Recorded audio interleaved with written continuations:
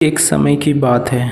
भगवान गौतम बुद्ध एक गांव में धर्म सभा को संबोधित कर रहे थे। लोगों अपनी विभिन्न विभिन्न परेशानियों को लेकर उनके पास जाते और उसका हल लेकर खुशी खुशी वहां से लौट आते हैं। उसी गांव में एक सड़क के किनारे एक गरीब व्यक्ति बैठा रहता तथा वह महात्मा बुद्ध के उपदेश शिविर में आने जाने वाले लोगों को बड़े ध्यान से देखता।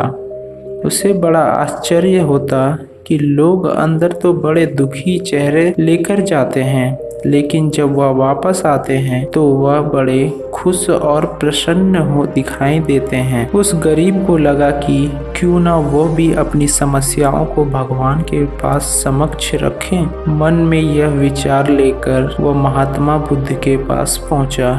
लोग प्रतिबंध खड़े होकर उनकी अपनी समस्याओं को बता रहे थे। जब उसकी बारी आई तो उसने सबसे पहले महात्मा बुद्ध को प्रणाम किया और फिर कहा, भगवान, इस गांव में लगभग सभी लोग खुश और समृद्ध हैं, फिर मैं ही क्यों गरीब हूँ। इस पर उन्होंने मुस्कुराते हुए कहा, तुम गरीब और निर्धन इसलिए हो क्योंकि तुमने आज तक किसी को कुछ दिया ही नहीं है।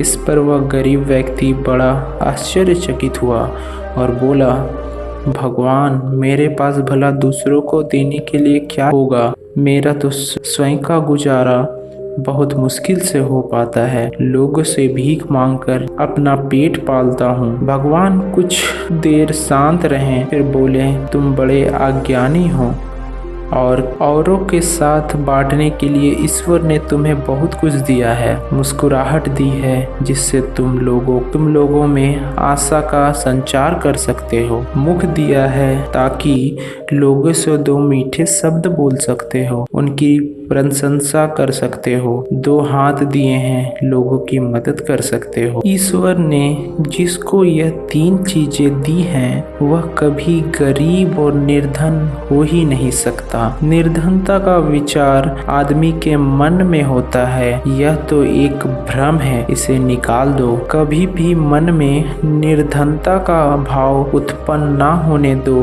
गरीबी अपने आप दूर हो जाएगी। भगवान बुद्ध का यह संदेश सुनकर उस आदमी का चेहरा चमक उठा और उसने उस उपदेश को अपने जीवन में उतारा, जिससे वह फिर कभी दुखी नहीं हुआ। इससे हमें सीख मिलती है कि अपने आप की क्षमता को कम मत समझो और कभी भी नेगेटिव विचार को मन में मत लाओ। गरीबी हमेशा दूर हो जाएगी, परेशानियां खुद ब खुद दूर हो जाएगी।